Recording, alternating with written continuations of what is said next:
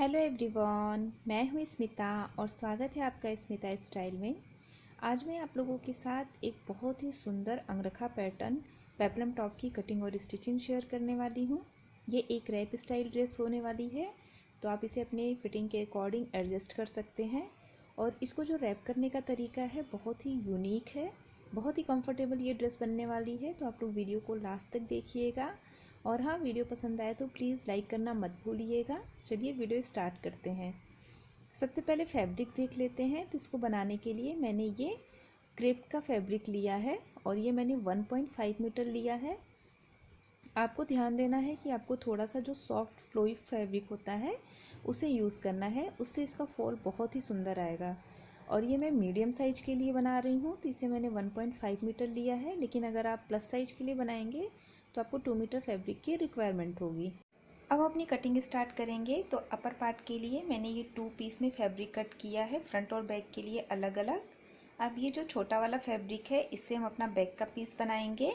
और इसकी जो मैंने विड्थ रखी है, ये देखिए, ये फैब्रिक डबल फोल्ड है और इसकी जो विड्थ आपको लेनी है, जितना भी आपका चेस्ट का मेज़रमेंट है उसका 4th पार्ट। मेरे केस में 4th पार्ट 8.5 इंच आता है और उसमें 2 इंच और प्लस कर लीजिए सिलाई मार्जिन के लिए। तो विड्थ वाइज ये जो फैब्रिक है ये मैंने 10.5 इंच लिया है।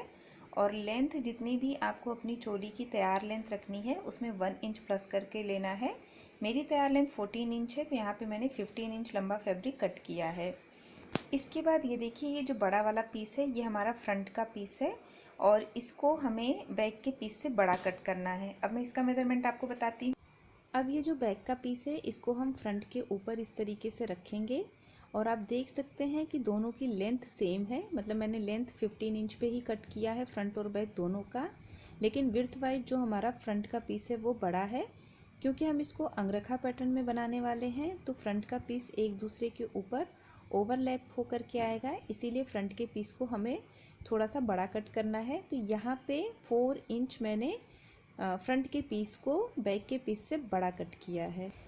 अब हम अपनी मार्किंग करेंगे। तो फ्रंट और बैक दोनों पीस को इस तरीके से एक दूसरे के ऊपर रखेंगे। दोनों की बंद साइड को मैंने अपनी तरफ रखा है और बैक के पीस को मैंने ऊपर रखा है, फ्रंट के पीस को नीचे रखा है। फ्रंट के पीस में ये जो हमने 4 इंच एक्स्ट्रा लिया था, इतनी जगह छोड़ते हुए बैक के पीस को रखेंगे। अब यहाँ से हम अपनी मार्किंग करेंगे। सबसे पहले हम शोल्डर का निशान लगाएंगे। तो सिर्फ बैक के पीस में हमें मार्किंग करनी है, फ्रंट के पीस में जो एक्स्ट्रा फैब्रिक है उसको छोड़ देना है। तो यहाँ पे मैंने 7 इंच पे शोल्डर की मार्किंग की है। इसके बाद आर्म होल का निशान लगाएंगे। तो ये मैंने 6.5 इंच पे लगाया है और अब इन दोनों मार्क को हम मिला देंगे। इसके बाद हम चेस्ट की मार्किंग करेंगे। तो उसके लिए जितना भी आपका चेस्ट का मेज़रमेंट है उसको 4 से डिवाइड कर लीजिए। मेरे केस में 8.5 इंच आता है। और आपको ध्यान देना है कि आपको सिर्फ बैक के पीस में ही मार्किंग करनी है। ये जो बैक की पीस की बंद साइड है वहाँ से सारी मार्किंग करनी है, फ्रंट के पीस को नहीं देखना है, नीचे वाले पीस को। तो ये मैंने 8.5 इंच पे इस तरीके से मार्क कर लिया है और यहाँ से हम एक स्ट्रेट लाइन ड्रॉ कर लेंगे। इसके बाद यहाँ पे हम वेस्ट की मार्किंग करेंगे। तो उसके लिए जितना भी आपका वेस्ट का मेज़रमेंट है आप उसे 4 से डिवाइड कर लीजिए। मेरे केस में डिवाइड करने के बाद 7 इंच आता है, तो ये मैंने 7 इंच पे मार्क कर लिया है। अब ऊपर जो हमने चेस्ट की मार्किंग की है और नीचे जो वेस्ट की मार्किंग की है, दोनों को इस तरीके से मिला देंगे और इसमें अब हम अपनी सिलाई मार्जिन ऐड कर लेंगे। ये देखिए, कुछ इस तरीके से। अब यहाँ पे हम आर्म होल का शेप ड्रॉ करेंगे। तो यहाँ पे मैं फ्रंट और बैक दोनों का आर्म होल सेम ले रही हूँ। अब हम नेक की मार्किंग करेंगे। तो नेक विड्थ मैंने 3 इंच पे मार्क किया है और इसकी जो गहराई है वो मैं 2 इंच ले रही हूँ। ये मैं बैक के नेक का मेज़रमेंट आपको बता रही हूँ, फ्रंट में अभी हम नहीं मार्क करेंगे। और इसके अंदर अपना नेक का शेप ड्रॉ कर लेंगे। यहाँ पे मैंने राउंड नेक बनाया है। अब ये जो नेक विड्थ हमने 3 इंच पे मार्क किया था, इसको हम फ्रंट साइड पे भी मार्क कर लेंगे। तो इस तरह से पूरे फैब्रिक को पकड़ करके यहाँ पे हम एक कट लगा लेंगे। तो ये हमारी मार्किंग हो गई है और ये जो हमने मार्क किया है उसी के ऊपर हम इसको कट कर लेंगे। अब ये जो हमने बैक के पीस में नेक की मार्किंग की है उसको भी कट कर लेंगे। ध्यान देना है, हमें सिर्फ बैक के पीस के नेक को कट करना है, फ्रंट के पीस को छोड़ देना है। ये जैसे मैं आपको वीडियो में दिखा रही हूँ, सेम इसी तरीके से। तो ये देखिए, ये हमने कटिंग कर ली है। अब ये जो बैक का पीस है इसको हम हटा देंगे। अब फ्रंट के पीस में हमें नेक की मार्किंग करनी है। तो ये जो हमने 3 इंच पे मार्क किया था वहाँ से इस तरीके से हम एक तिरछी लाइन ड्रॉ करेंगे और ये जो बन साइड का कॉर्नर है वहाँ तक हमें इसे मिला देना है। हल्का सा कर्व शेप देते हुए हमें इसे मिलाना है। ये देखिए जैसे मैं आपको वीडियो में दिखा रही हूँ, सेम इसी तरीके से मार्क कर लेना है। अब इस मार्क के ऊपर हम इसे कट कर लेंगे।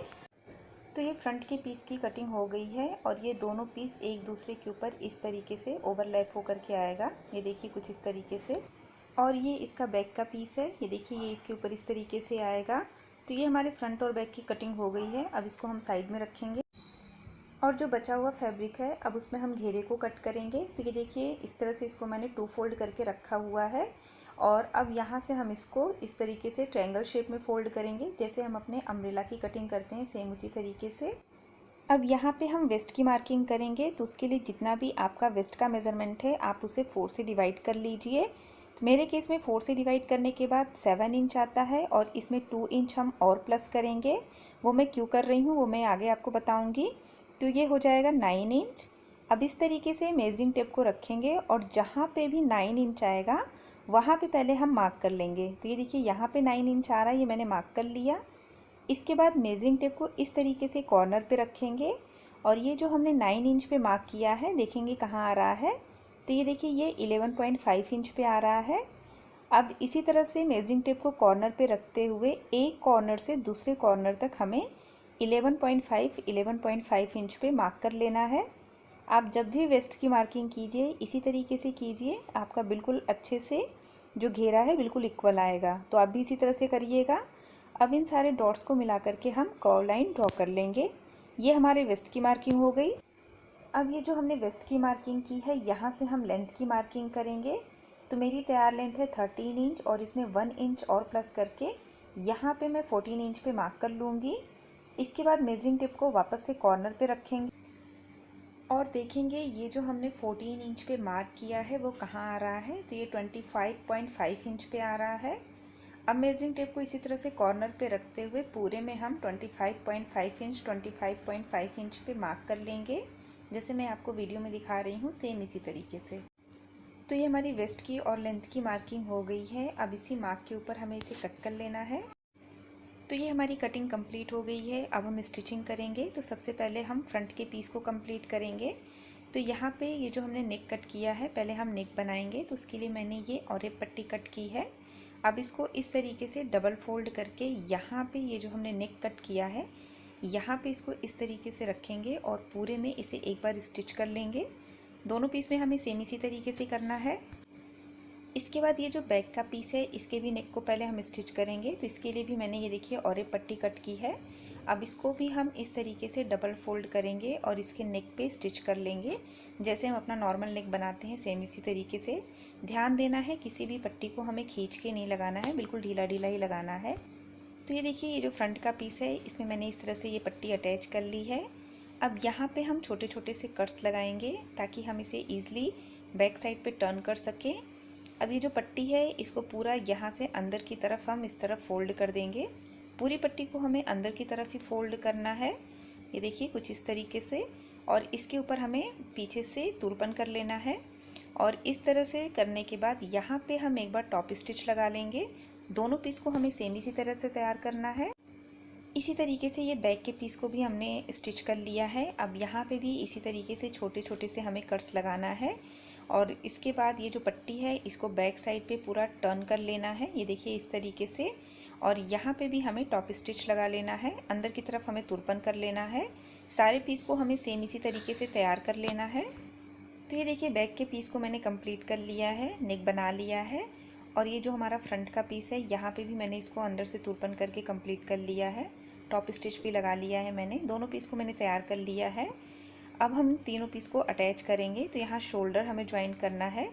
तो ये जो फ्रंट का पीस है बैक का पीस है दोनों की सीधी साइड अंदर की तरफ है और यहाँ पे इस तरीके से रखते हुए दोनों तरफ का शोल्डर पहले मैं अटैच कर लेती हूँ। तो ये देखिए शोल्डर मैंने अटैच कर लिया है। अब यहाँ पे हम आर्म होल को स्टिच करेंगे। तो इसके लिए मैंने ये और एक पट्टी कट की है और इसको यहाँ पे आर्म होल के किनारे किनारे रखेंगे और पूरे में हम इसे स्टिच कर लेंगे। दोनों तरफ हमें सेम इसी तरीके से करना है।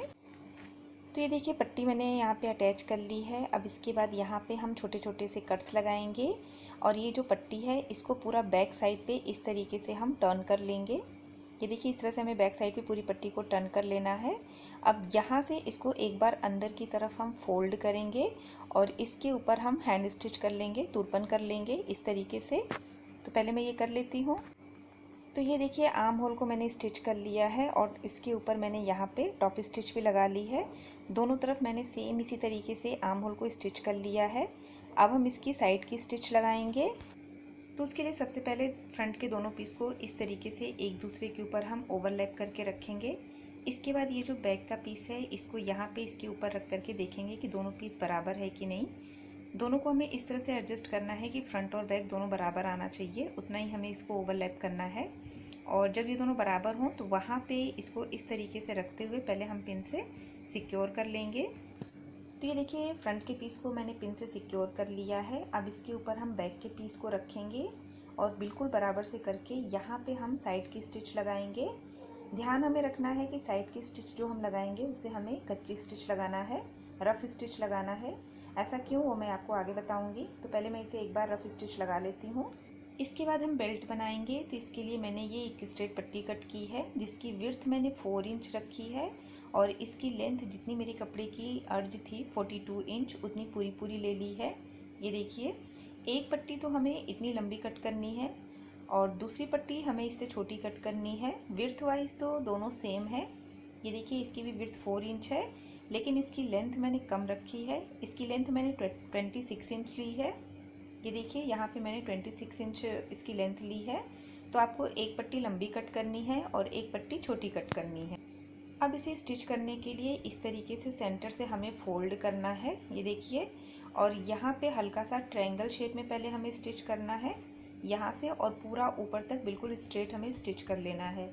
जैसे हम अपने फ्रॉक का रिबन बनाते हैं सेम उसी तरीके से दोनों पट्टियों को हमें स्टिच कर लेना है।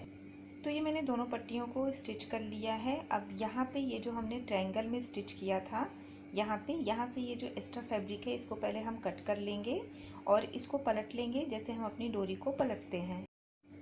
तो ये हमारा रिबन बन करके तैयार हो गया है। इसके कॉर्नर को अच्छे से निकाल लेंगे और इसके ऊपर एक बार अच्छे से प्रेस कर लेंगे। दूसरे वाले को भी सेम इसी तरीके से हमें बनाना है। अब हम घेरे को तैयार करेंगे। तो सबसे पहले इसके किनारों को इस तरीके से डबल फोल्ड करके स्टिच कर लेंगे दोनों तरफ के किनारों को।